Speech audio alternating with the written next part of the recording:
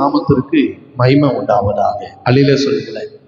இந்த டிசம்பர் மாதம் முழுதுமாக ஆண்டுடைய சமூகத்தில் கர்த்தர் நம்மளை வழி நடத்தும்படியாக இந்த டிசம்பர் மாதத்துக்குள் பிரவேசித்திருக்கிறோம். அல்லேலூயா. கர்த்தர் நமக்கு அழகான வாக்குத்தத்தங்களை கர்த்தர் கொடுக்கிறார். இங்க யோவான் 15ஆம் அதிகாரம் 7வது வசனத்தை வாசிக்கும் போது இங்கு ஆண்டவருடைய வார்த்தை சொல்லுகிறது, நீங்கள் என்னிலும் என்னுடைய வார்த்தைகள் உங்களிலும் நிலைத்திருந்தால் நீங்கள் கேட்டுக்கொள்கிறது எதுவோ அது உங்களுக்கு செய்யப்படும். அடியில சொல்லுங்களேன். ஆண்டவருடைய வார்த்தைகள் முக்கியமாக இருக்கிறது. 6 நாளும் தேவன் நம்ம கூட இருந்து 7ஆம் நாள் ஆண்டவரை ஆராதிப்பதற்காக தேவனுடைய ஆலயத்துக்கு நம்ம போகிறோம் என்றால் அங்கு கொடுக்கிற வார்த்தை அது தேவனுடைய வார்த்தைகளாக இருக்கிறது. அடியில சொல்லுங்களேன். அந்த வார்த்தைகளை நான் விசுவாசிக்க வேண்டும். அந்த வார்த்தை கர்த்தரிடத்திலிருந்து வருகிற வார்த்தை, அது கர்த்தர் நம்மிடத்தில் பேசுகிறாரு என்று நீ விசுவாசிக்கும் போதுதான் அந்த வார்த்தைகள் நம்மளை வழி நடத்தும். அந்த வார்த்தை நம்மளை ஆசீர்வாதத்துக்குள்ளாக கொண்டு போகும். அல்லேலூயா. அப்படி என்றால் இந்த டிசம்பர் மாதத்துக்குள் வந்திருக்கிற கர்த்தருடைய பிள்ளைகள் ஆண்டவருடைய சமூகத்துல கர்த்தர் நமக்கு இந்த மாதத்துக்குரிய நல்ல வாக்குத்தத்தங்களை கர்த்தர் கொண்டு வந்திருக்கிறார். அப்படி என்றால் யோசுவா 1ஆம் அதிகாரம் 5வது வசனத்தை வாசிக்கும் போது இங்கு ஆண்டவருடைய வார்த்தையை சொல்லுகிறது. வாசி கேட்போம்.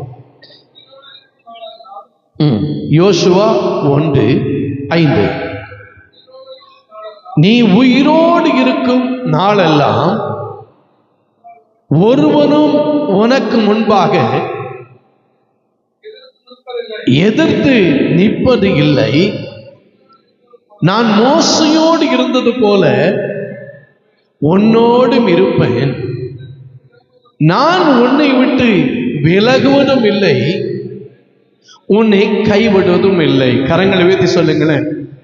இன்றைக்கு ஆண்டவர் அன்றைக்கு யோசுவாவுக்கு கொடுத்த வார்த்தை, ஆமென் அல்லேலூயா, மோசே கொடுத்த அந்த வாக்குத்தத்தங்கள் இன்றைக்கு வந்திருக்கிற கர்த்தருடைய பிள்ளைகளுடைய வாழ்க்கையில இந்த டிசம்பர் மாதம் முழுதுமாக நம்மளை வழிநடத்தும்படியாக ஆண்டவர் நமக்கு இந்த வார்த்தைகளை கொடுக்கிறார். அல்லேலூயா சொல்லுங்களேன். அல்லேலூயா சொல்லுங்களேன். யோசுவாவை பார்த்து கர்த்தர் சொல்லுகிறது என்னவென்றால், நான் மோசையோடு இருந்தது போல உன் கூட இருப்பேன் என்று சொல்லுகிறார். அல்லேலூயா சொல்லுங்களேன்.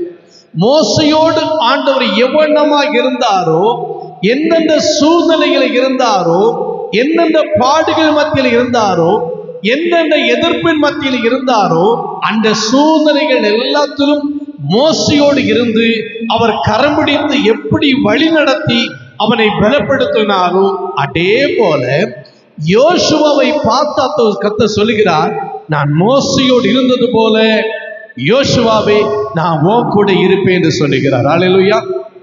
அப்படி என்றால் இந்த வார்த்தைகளை கேட்கிற கடவுளுடைய பிள்ளைகளே, உங்க வாழ்க்கையில் ஆண்டவர் வாக்குத்தத்தத்தை கொடுக்கிறார். ஒருவேளை நீங்கள் சோர்ந்து போனவர்களாக வந்திருக்கலாம், ஒருவேளை நீங்கள் கைவிடப்பட்டவர்களாக வந்திருக்கலாம், ஒருவேளை நீங்கள் கண்ணீரை வடித்தவர்களாக கண்ணீரோடு வந்தவர்களாக இருக்கலாம். நீங்கள் எப்படிப்பட்ட சூழ்நிலை வந்தாலும் ஆண்டவர் நம்மளை பார்க்கிறார். அல்லேலூயா சொல்லுங்களேன். வேதம் சொல்லுகிறது, மனுஷன் முகத்தை பார்க்கிறான், தேவனோ மனுஷனுடைய உள்ளங்களை அவன் ஆராய்ந்து பார்க்கிறவர். கரங்களை வீட்டு சொல்லுங்களேன். இன்னும் சத்தமா சொல்லுங்களேன். நம்முடைய கடன் பிரச்சனைகளை குறித்து அவர் நம்முடைய வேதனைகளை பார்க்கிறார். நம்முடைய நிந்தையை, நம்முடைய அவமானங்களை, நம்முடைய நெருக்கங்களை, நம்முடைய பிரச்சனைகளை, நம்முடைய வேதனைகளை அவர் பார்த்து கொண்டிருக்கிறார். அதான் வேதம் சொல்லுகிறது, மனுஷன் முகத்தை பார்க்கிறான், தேவனோ உள்ளங்களை அவர் பார்க்கிற தேவனா இருக்கிறார். அல்லேலூயா சொல்லுங்களேன். அதனால் வேதம் சொல்லுகிறது, எந்த விதத்தில் நீங்கள் சோர்ந்து போகாதீர்கள். மோசையோடு இருந்தது போல நான் கூட இருப்பேன் எப்போது யோசுவாவை பார்த்தாண்டு சொன்னாரோ, அவருடைய வார்த்தை சொல்லுகிறது, இந்த மாதம் முழுதுமாக கர்த்தர் உங்க கூட இருப்பேன் என்று அவர் வாக்கு கொடுக்கிறார். எத்தனை விசுவாசிக்கிறீங்க?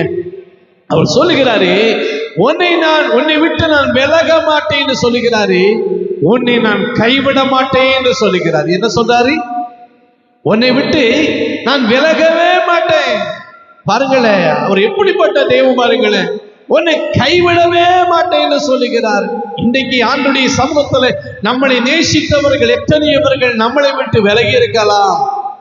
நம்மளுக்காக உதவி செய்வேன் என்று சொன்னவர்கள் எத்தனையவர்கள் நம்மளை கைவிட்டு இருக்கலாம். ஆனால் இங்கே வேதம் சொல்லுகிறது, உன்னை விட்டு நான் விலகுவதும் இல்லை, உன்னை நான் கைவிடுவதும் இல்லை என்று ஆண்டோடைய வார்த்தை சொல்லுகிறது. அல்லேலூயா சொல்லுங்களேன். அப்படி என்றால் ஆண்டோடைய சமூகத்தில் புலம்பல் 3ஆம் அதிகாரம் 31வது வசனத்தை வாசிக்கும் போது அங்கு ஆண்டோடைய வார்த்தைகள் சொல்லுகிறது. வாசிக்கப்போ அல்லேலூயா சொல்லுங்களேன். இங்க புலம்பல் 3:31 வாசிக்கும் போது ஆண்டோடைய வார்த்தை சொல்லுகிறது, ஆண்டவர் என்றென்றைக்கும் கைவிட மாட்டார். எல்லாம் சொல்லுவீர்களா? ஆண்டவர் என்றென்றைக்கும் என்னை கைவிட மாட்டார். சத்தமா சொல்லுங்களேன். நாங்கள் ஆராதிக்கிற எங்கள் தெய்வம் எங்களை ஒரு நாளும் கைவிட மாட்டார். நாங்கள் கும்பிடுகிற எங்கள் தெய்வம் எங்களை ஒரு நாளும் கைவிட மாட்டார். அவர் ஜீவனுள்ள தேவன். இயேசுவே ஆண்டவர், இயேசுவே ஆண்டவர். அல்லேலூயா சொல்லுங்களேன். ஆமே. அந்த ஆண்டவர் நம்மளை ஒரு நாள் கைவிட மாட்டார். இந்த புலம்பல் 3:31 அழகா சொல்லப்பட்டிருக்கிறது. ஆண்டவர் என்னைக்கும் கைவிட மாட்டார். அவர் கைவிடுகிற தேவனே அல்ல. கரங்களை வைத்து சொல்லுங்களேன். அப்படி என்றால் வேதத்திலேயே கர்த்தர் யாரையெல்லாம் கைவிட மாட்டார் என்று நாம் வேதத்திலிருந்து ஒரு சில வசனங்களை வாசித்து நாம் ஜெபத்துக்கு நேராக நாம் சொல்ல போகிறோம். அல்லேலூயா. யோவேல் 2ஆம் அதிகாரம் 26வது வசனத்தை வாசிப்போம். யோவேல் 2ஆம் அதிகாரம் 26வது வசனம்.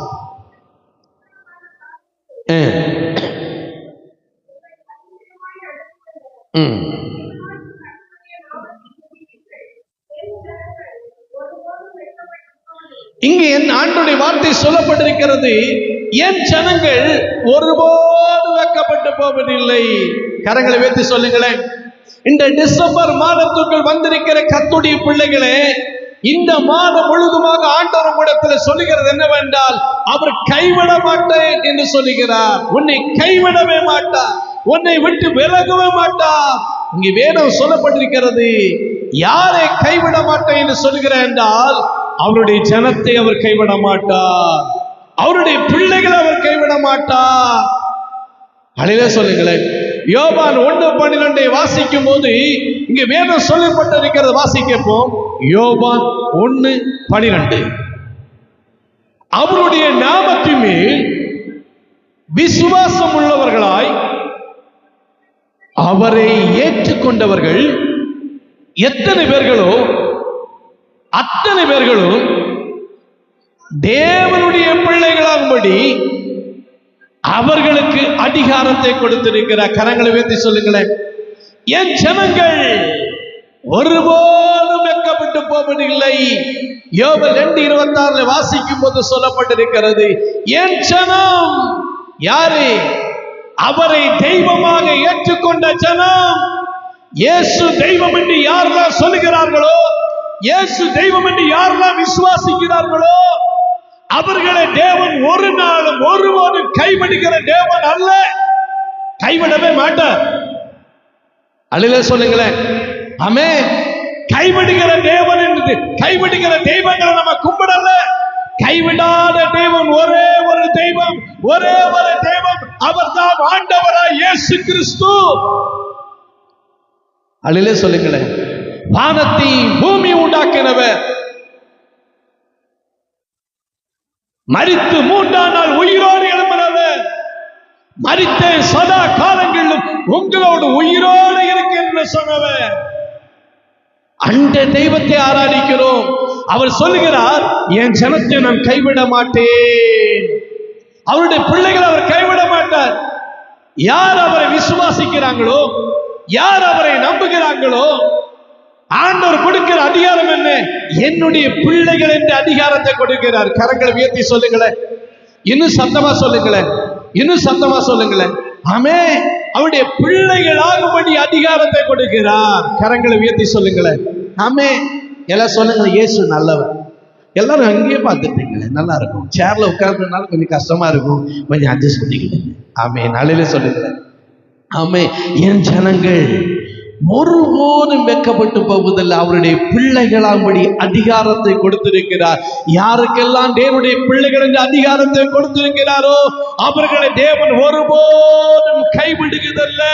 கரங்களை உயர்த்தி சொல்லுங்களேன், இன்னும் சத்தமா சொல்லுங்களேன். ஆமே, என் ஜனங்கள், ஆமே, அவருடைய பிள்ளைகளாகும்படி அதிகாரத்தை கொடுத்திருக்கிறார். நம்முடைய வாழ்க்கையில பாருங்க, சில வேளைகளை மனுஷனை நம்பி நம்பி நம்பி ஓடிட்டே இருக்கிறோம். மனுஷனை நம்பி ஓட ஓட ஓட நம்ம வாழ்க்கையில ஏமாற்றப்பட்டு கொண்டிருக்கிறோம்.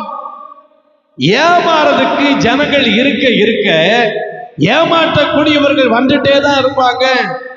ஆனால் ஆண்டவருடைய சமூகத்தில் ஆண்டவர் சொல்லுகிறாரு, ஏன் ஜனத்தை, ஏன் பிள்ளைகளை, ஏன் குடும்பத்தை, என்னை ஆராதிக்கிறவர்களை நான் ஒருபோதும் கைவிட மாட்டேன்.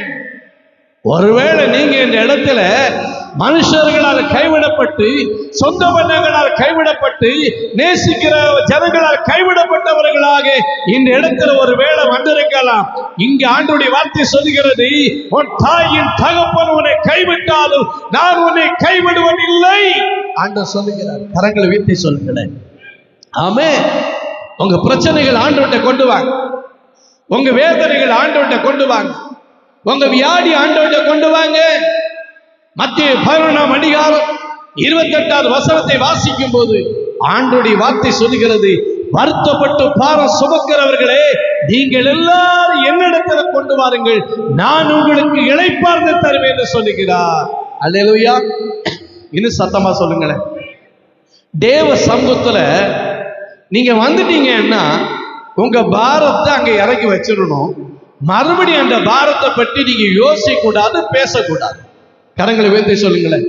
ஆமே, ஆண்டவருடைய வார்த்தை சொல்லுகிறது, வருத்தப்பட்டு என்னென்ன காரியங்களை குறித்து நீங்கள் பாரத்தோடு வந்தீர்களோ, பாரத்தை சுமந்து கொண்டு வந்தீர்களோ, கடன் என்ற பாரமா, பிரச்சனை என்ற பாரமா, கேசு பிரச்சனை என்ற பாரமா, மனிதர்களால் உள்ள பிரச்சனை என்ற பாரமா, உன் வாழ்க்கையில எந்த பாரங்கள், குடும்ப சம்பந்தமான பாரங்கள், தொழில் சம்பந்தமான பாரங்கள், வேற சம்பந்தமான பாரங்கள் எதுவா இருந்தாலும் தேவனுடைய சமூகத்துல அந்த பாரத்தை கொண்டு வந்து தேவ சமூகத்துல இறக்கி வைத்து அவரிடத்துல கொடுத்துட்டு நீங்க மகிழ்ச்சியாக சந்தோஷமாக போக வேண்டும். அல்லேலூயா சொல்லுங்க. ஆமே, உங்கள் துக்கத்தை சந்தோஷமாக மாற்றுகிற தேவன். எத்தனை விசுவாசிக்கிறீங்க? எத்தனை விசுவாசிக்கிறீங்க? ஆமே, இந்த இடத்துல நீங்க வந்திருக்கிறீங்கன்னா ஒரு விசுவாசம் உங்களுடைய வாழ்க்கையில வேணும். இந்த கூட்டத்தில் நான் போயிருக்கிறேன், வருகிற வாரம் இந்த மாதம் முழுதுமாக கர்த்தர் நடத்த போகிறார், நான் ஆசீர்வாதமாக இருக்க போகிறேன், வெற்றியுள்ள வாழ்க்கையை நான் வாழ போறேன், கர்த்தர் எனக்கு ஜெயத்தை கொடுக்க போகிறார். அந்த விசுவாசம் உடைய வாழ்க்கையில வர வேண்டும். ஏனென்றால் எபிரேயர் 11ஆம் அதிகாரம் 6வது வசனத்தை வாசி கேட்போம். எபிரேயர் 11:6. பைபிள் படிக்கிறவங்க எல்லாம் ஒவ்வொரு ஞாயிற்றுக்கிழமையும் ஒரே லைன்ல 2 பேர் உட்கார்ந்துட்டீங்கன்னா அந்த பைபிள் படிக்கலாம் நமக்கு ஈஸியா இருக்கும். வாசிங்க. விசுவாசம் இல்லாம தேவனுக்கு பிரியமா இருப்பது அது கூடாத காரியம். ஏனென்றால் தேவனிடத்திலே சேருகிறவர் அவர் உண்டென்றும் பலன் அளிக்கிறவன் விசுவாசிக்க வேண்டுமா? கரங்களத்தை சொல்லுங்களேன். இந்த இடத்துல வந்தீங்கன்னா இந்த இடத்துல ஆண்டவர் இருக்கிறார்னு விசுவாசிக்கணும். அல்லேலூயா சொல்லுங்களேன். பிரசங்கத்தை கேட்கிறோம் என்றால் இந்த வார்த்தை என்னோடு பேசுகிறார் என்று நீ விசுவாசிக்கணும். விசுவாசம் இல்லாம இந்த இடத்துல இருக்கவோ அவருடைய பிரசங்கத்தை கேட்கவோ செய்தா அது ஆண்டவருக்கு பிரியமில்லாத காரியம். அவரை விசுவாசிக்கணும், அவருடைய வார்த்தையை விசுவாசிக்கணும். விசுவாசிக்கும் போதுதான் உங்க வாழ்க்கையில தேவன் முழுமையான ஒரு ஆசீர்வாதங்களை அவர் உங்களுக்கு கொடுக்க முடியும். கரங்களை தூக்கி சொல்லுங்களேன். இரண்டாவதாக தானியேல் 3ஆம் அதிகாரம் 16, 17, 18 வசனங்களை வாசிக்க கேட்போம். தானியேல் 3ஆம் அதிகாரம் 16, 17, 18.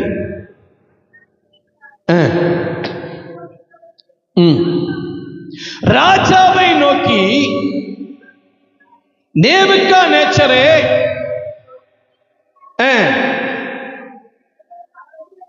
ஓகே, நாங்கள் ஆராதிக்கிற எங்கள் தேவன் எங்களை தப்புவிக்க வல்லவரா இருக்கிற. கரங்களை வைத்து சொல்லுங்களேன். கர்த்தரை ஆராதிக்கிற தேவனுடைய பிள்ளைகள், இங்க வேதம் சொல்லப்பட்டிருக்கிற நாங்கள் ஆராதிக்கிற தேவன் எங்களை தப்புவிக்க வல்லவரா இருக்கிறார். சொல்லுங்க பாப்போம். அலையில சொல்லுங்களேன். ஆமென். நம்ம பல காரியங்களுக்கு கொடுத்து பயப்படுறோம். தொழில் செய்கிறவங்க, வேலை செய்கிறவங்க, படிக்கிற பிள்ளைகள், பாஸ்டர் எங்களுக்கு வருமா செய்வன பண்ணிட்டாங்க, பாஸ்டர் எங்களுக்கு வருமா என்னவோ பண்ணிட்டாங்க, பாஸ்டர் பண்ணட்டுமே. ஆண்டவர் அவங்க கூட இருக்கிற வரையிலும் உலகத்தில் இருக்கிற எந்த மந்திரவாதிகளோ, உலகத்தில் இருக்கிற எந்த மந்திரவாதி சக்திகளோ, எந்த பிசாசோ உன்னை மேற்கொள்ள முடியாது. மேற்கொள்வதற்கு ஆண்டவர் விட மாட்டார். ஏனென்றால் மோசையோடு இருந்த தேவன் உன் கூட இருக்கிறார் என்று நீங்கள் அறிந்து கொள்ள வேண்டும். வேதம் சொல்கிறது, உன்னை தொடுகிறவன் என் கண்மணியை தொடுகிறான். கரங்களை உயர்த்தி சொல்லுங்களேன். இயேசுநாதன் நம்ம கூட இருக்கிற வரையிலும் அவன் நம்மளை கைவிடவே மாட்டார். கரங்களை உயர்த்தி சொல்லுங்களேன். இங்க வேதம் சொல்லப்பட்டிருக்கிறது, யாரை கைவிட மாட்டாரு? ஆராதிக்கிறவர்களை கைவிட மாட்டாரு. நீ 6 நாள் எழுசி வேலை செய், 7ஆம் நாள் எந்த வேலைகளோ செய்யாத, எந்த தொழிலுக்கோ போகாத, அந்த நாள் நீ கர்த்தரை ஆராதிக்க போனோம். 6 நாளும் ஜீவனை கொடுத்த தேவன், 6 நாளும் சுகவரனை கொடுத்த ஆண்டவரை ஆராதிப்பதற்கு, 7ஆம் நாள் கர்த்தரை ஆராதிப்பதற்கு நீ ஆலயங்களுக்கு செல்ல வேண்டும். இன்னைக்கு ஆண்டுடைய சமூகத்துல, தேவனுடைய சமூகத்தில் இந்த ஆசீர்வாதங்களை பெற்றவர்கள் எல்லாமே இன்னைக்கு ஓய்வு நாள் ஆலயத்தில் பார்த்த காக்கல. ஏன்னு கேட்டா, நான் தொழிலுக்கு போனேன், நான் வேலைக்கு போனேன், நான் பங்கனுக்கு போனேன், நான் சொந்தக்காரங்களை ட்ரெயின்ல ஏற்றி விட போனேன். இது ஒரு சாக்கு போக்கு அல்ல, இது ஒரு சாக்கு போக்கு அல்ல. உனக்கு ஜீவனை கொடுத்த தேவனை நீ ஆராதிக்க வேண்டும். அது மறந்து போக கூடாது. இந்த சாத்திர பேச ஆபத்தை பாருங்க. அழில சொல்லுங்களேன். ஆமென். நாங்கள் ஆராதிக்கிற தேவன் எங்களை தப்புவிக்க வல்லவராக இருக்கிறார். அழில சொல்லுங்களேன். எத்தனை விசுவாசிக்கிறீங்க? ஏசாயா 54:17 வாசிக்கும் போது சொல்லப்பட்டிருக்கிறது, உனக்கு விரோதமாக உருவாக்கப்படுகிற ஆயுதங்கள் வாய்க்காமல் போகும், செய்வன உன்னை மேற்கொள்ளாது. அழில சொல்லுங்களேன். பிசாசு உன்னை மேற்கொள்ள முடியாது. ஏன்? நீங்கள் கர்த்தரை ஆராதிக்கிறவர்கள், நீங்கள் கர்த்தரோடு இருக்கிறவர்கள் வாக்குத்தத்தங்களை சுதந்திரிக்க வேண்டும். வாக்குத்தத்தங்களை சொல்லி சொல்லி ஜெபிக்க வேண்டும். வாக்குத்தத்தங்களை சொல்லி சொல்லி விசுவாச அறிக்கை பண்ண வேண்டும். அல்லேலூயா. இன்னும் சத்தமா சொல்லுங்க, இன்னும் சத்தமா சொல்லுங்க. ஆமே, இயேசு நல்லவர். சொல்லுங்க பாப்போம். இன்னும் சத்தமா சொல்லுங்களேன், இன்னும் சத்தமா சொல்லுங்களேன். இயேசு நல்லவர். அவரை விசுவாசிக்கணும், அவரை நம்பணும், அவருக்கு ஆராதனை செய்யணும். அழில சொல்லுங்களேன். ஆமே. விக்கிரங்களுக்கு முன்பாக சென்று ஆராதிப்பது அல்ல, ஜீவன் உள்ள தேவனை ஆராதிக்க வேண்டும். ஆவியோடு உண்மையோடு ஆராதிக்கிற ஆராதனையிலே பிரியப்படுகிற ஆண்டவர் ஆவியோடு உண்மையோடு ஆராதிக்க வேண்டும். அழில சொல்லுங்களேன். ஆமே. இங்க சாத்திர மேசை ஆபத்துடைய பாருங்க, அவருடைய ஆவிக்குரிய ஜீவனங்களுக்கு தடைகள் வருகிறது, அவருடைய ஆவிக்குரிய ஜீவனத்துக்கு சோதனை வருகிறது. ஆனால் அவர்கள் என்ன சொல்கிறார்கள்? நாங்கள் ஆராதிக்கிற தேவன் எங்களை தப்புவிக்க வல்லவரா இருக்கிறார். அடுத்த வசனம் வாசிக்கும் போது சொல்லுகிறாங்க,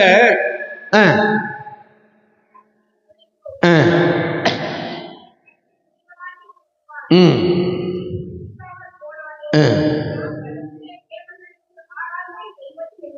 ம் கரங்களை உயர்த்தி சொல்லுங்களேன், ஹல்லேலூயா சொல்லுங்களேன். நீர் நிறுத்தின பொற்சிலையை, அந்த சிலையை நாங்கள் கும்பிடுகிறதும் இல்லை, வழிபடுகிறதும் இல்லை. அதுக்கு நீ சொல்லுகிற மாதிரி எந்த காரியத்தையும் செய்ய மாட்டோம். நாங்கள் ஆராதிக்கிற தேவனங்களை தப்புவிப்பார். ஒருவேளை தப்புவிக்காம போனாலும் அந்நிய தெய்வங்களை ஆராதிக்க மாட்டோம். ஜீவனுள்ள தேவனை நாங்கள் ஆராதிப்போம் என்று சொல்லி அந்த விசுவாசத்தோடு வைராக்கியத்தோடு சொல்லுகிறதை பார்க்கிறோம். ஹல்லேலூயா சொல்லுங்களேன், இன்னும் சத்தமா சொல்லுங்களேன். ஆமென். சத்துருக்கள் ஒரு வழியா வரும்போது 7 வழியா ஓடி போவாங்க, 7 வழியா ஓடி போவாங்க. ஒரு வழியாக தான் வருவாங்க, ஆனா வேதம் சொல்லுகிறது 7 வழியாக ஓடி போவார்கள் என்று. சங்கீதம் 124 அதிகாரம் 1-3 வசனங்களை வாசிக்கும் போது அங்கு ஆண்டவருடைய வார்த்தைகள் சொல்லுகிறது, இவனமாக கர்த்தர் நம் பக்கத்தில் இல்லைன்னா அவங்க நம்மளை உயிரோட விழுங்கி இருப்பாங்க. எப்படி விழுங்கி இருக்கலாம்? எப்படி விழுங்குவாங்களா? உயிரோட விழுங்கி இருப்பார்கள். யாரு? சத்துருக்கள். உன்னை பகைக்கிற கூட்டம், உன்னை விரோதிக்கிற கூட்டம், உன்னை வேதனைப்படுத்துகிற கூட்டம், உன்னை சோதிக்கிற கூட்டம், உன் இருதயத்தை துக்கப்படுத்துகிற கூட்டம், உன்னை அவமானப்படுத்துகிற கூட்டம் உன்னை உயிரோட விழுங்கி இருப்பாங்க.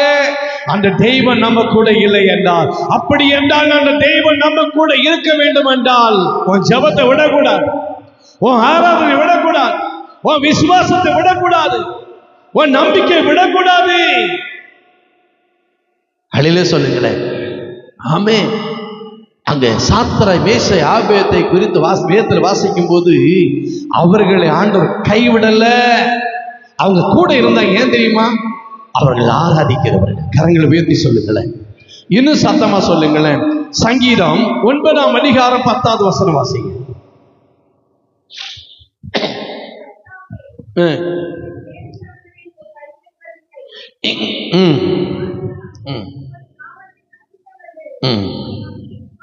இங்க சொல்லப்பட்டிருக்கிறது, சங்கீதக்காரன் தாவீது மூலமா சொல்லப்பட்ட, கர்த்தாவே உம்மை தேடுகிறவர்களை நீர் கைவிடுகிறது இல்லை. கரங்களை உயர்த்தி சொல்லுங்களேன், இன்னும் சத்தமா சொல்லுங்களேன்.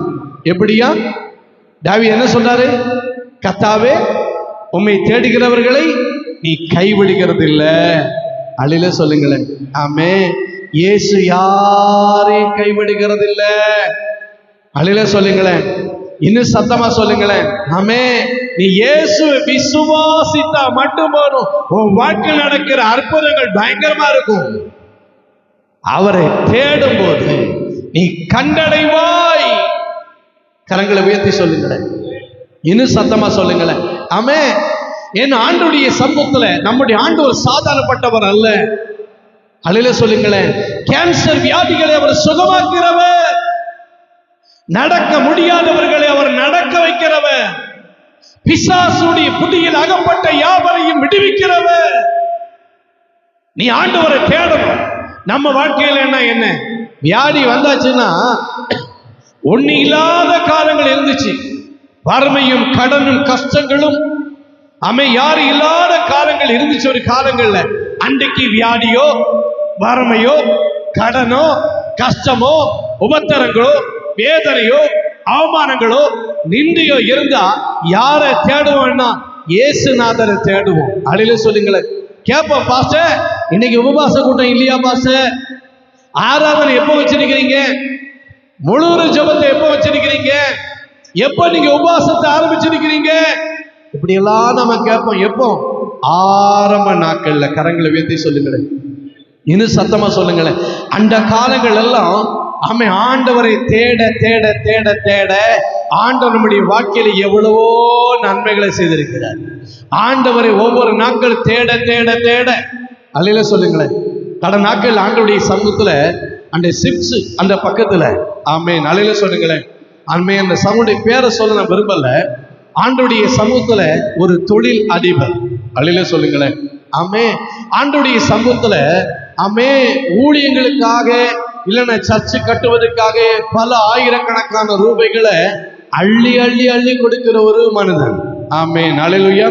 அப்ப நான் சர்ச்சு வேலைகளை நான் பார்த்து கொண்டு இருக்கும் போது என்னுடைய சர்ச்சில் இருக்கிற சகோதரர்கள் சொன்னாங்க என்கிட்ட, பாஸ்டர், சர்ச்சுகளுக்கெல்லாம் பண உதவிகளை செய்கிற ஒரு குடும்பம் இருக்கு, அவங்களும் சின்ன ஊழியம் செய்கிறாங்க, தொழில் செய்கிறாங்க, பாஸ்டர் வாங்க, அந்த வீட்டில் நமக்கு உதவி கிடைக்கும்னு சொன்னாங்க. ஆனா அந்த காலத்திலிருந்து இந்த காலம் வரைக்கும் என்னுடைய முழங்காலும் ஜெபமும் உபவாசம் தான் கர்த்தர் இந்த நிலைமையில் ஆண்டவர் என்னை கொண்டு வந்திருக்கிறார். ஆனா சபையில் இருக்கிற சகோதரர்கள் சொல்லுகிறாங்களே என்று சொல்லி ஒரு 4-5 பேர் என்ன செய்யணும், அந்த வீட்டுக்கு போனோம். வீட்டுக்கு போன உடனே கொஞ்ச நேரம் இருந்தாச்சு, தமிழ்நாடு ஸ்டைல நல்லா சர்பத்து கொடுத்தாங்க, நல்லா பணம் கொடுத்தாங்க.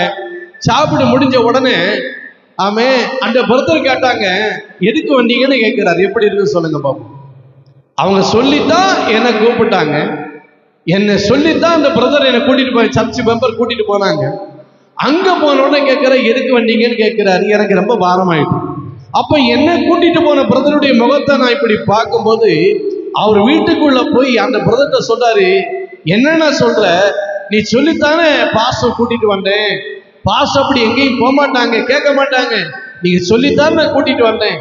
அப்போ அவர் தேடி அவனுடைய பக்கம் இருந்துட்டு சொல்றாரு, உங்க ஜபத்துல நடக்காததா நீங்க இவ்வளவு தூரம் வந்து கேட்கணுமா பாஸ்டர்?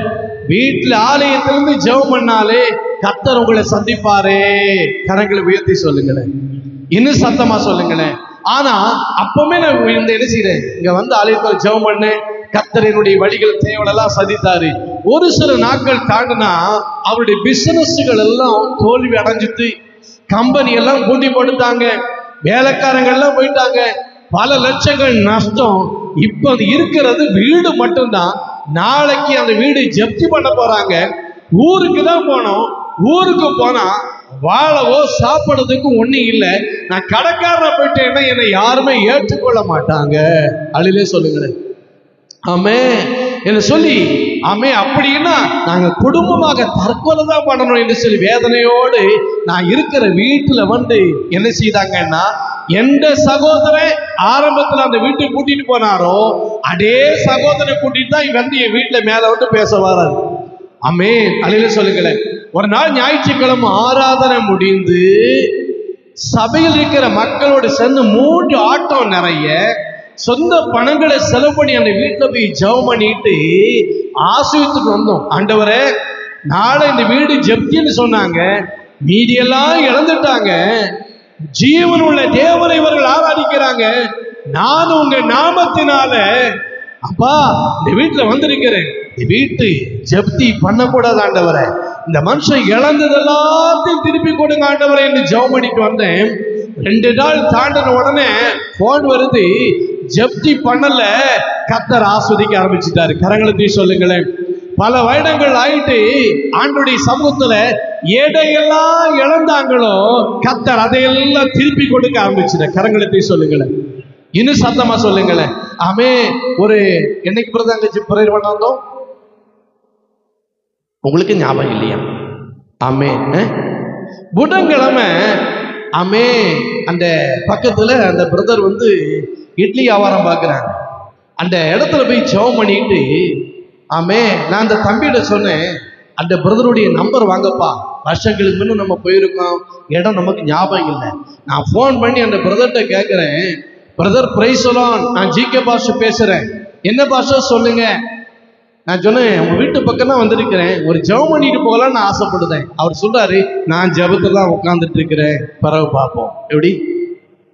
எப்படியா நான் ஜெபம் பண்ணிட்டு தான் இருக்கிறேன். அழில சொல்லுங்களேன்.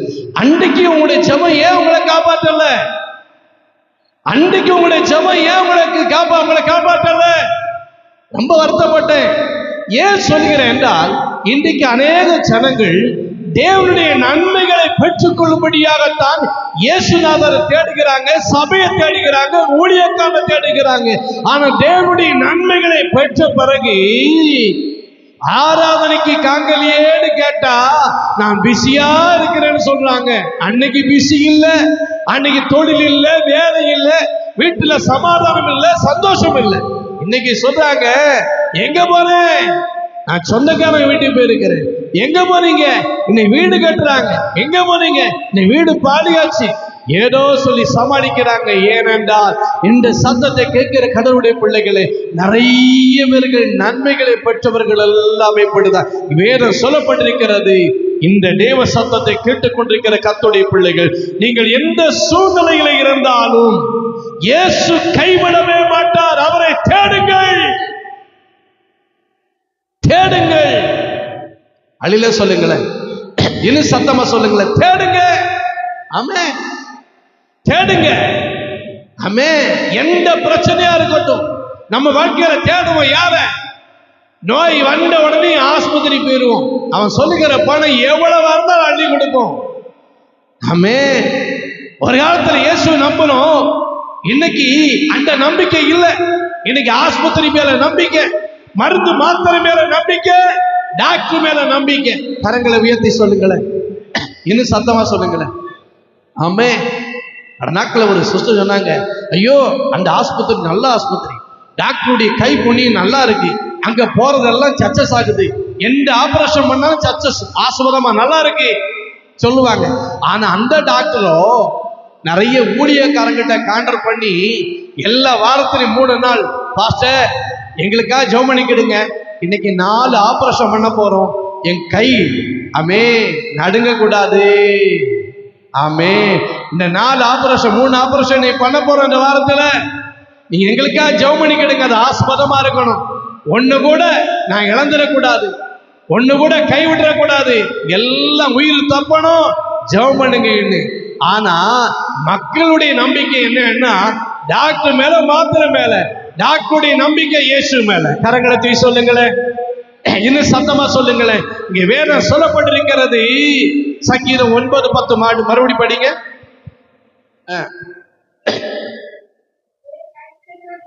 கர்த்தாவே